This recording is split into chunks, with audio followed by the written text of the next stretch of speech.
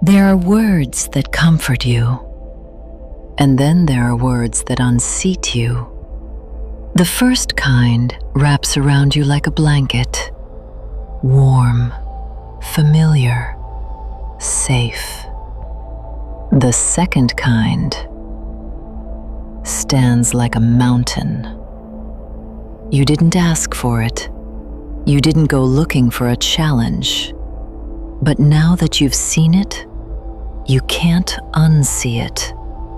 And somewhere between your chest and your throat, two things are happening at once: joy and pain, hope and fear. Because the verse said, "Unless a grain of wheat falls into the earth and dies, it remains alone." And you felt the promise in it, the possibility, the vision of who you could become if you only had the courage to let go. But you also felt the cost. Let me say something that most spiritual teachers won't. It's okay that you're afraid. It's okay that the verse that lifts you also terrifies you. It's okay that you read it and thought, "Why did I ever read this? Why couldn't I have taken the blue pill?" Because here's what they don't tell you about transformation. It doesn't feel like flying. It feels like falling. The grain doesn't joyfully leap into the dark. It trembles. It resists. It holds onto its hard shell for as long as it can. And only when the holding becomes more painful than the falling does it let go. That tension, the pull between who you are and who you might become, is not a sign that you're doing something wrong. It's the only sign that you're actually awake. Close your eyes for a moment. Think about the last time you felt that tension. The last time you knew, deep down, that staying where you are would cost you something, but moving forward would cost you something too. That's the mountain.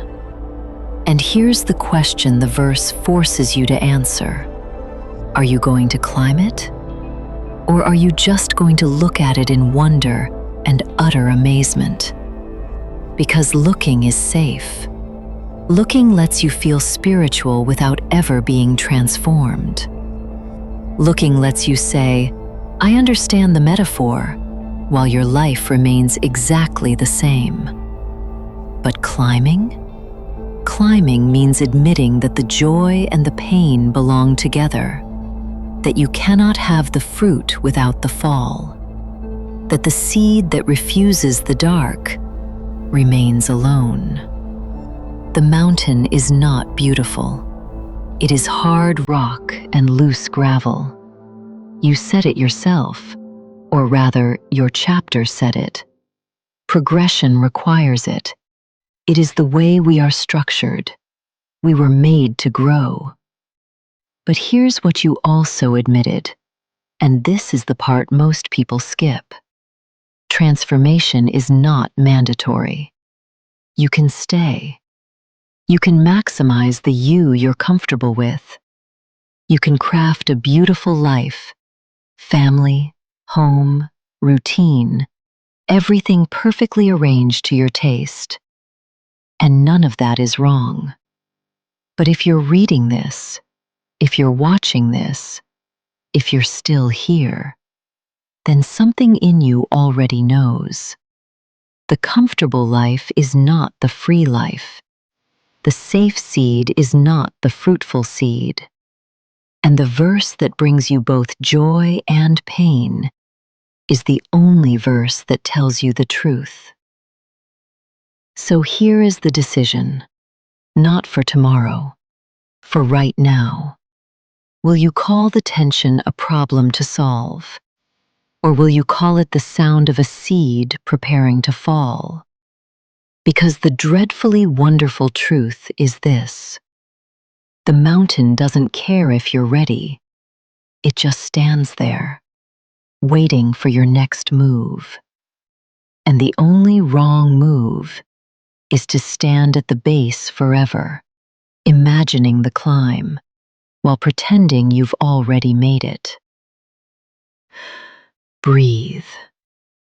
Now ask yourself, what have I been looking at that I was meant to climb? Don't answer with your mind. Let the answer rise from somewhere deeper. And when it comes, take one step, not to the top, just into the fall. The dreadfully wonderful verse. Progression requires it, not because the world is cruel, but because the seed was never meant to stay in the hand. Breathe, and let the mountain have your next step.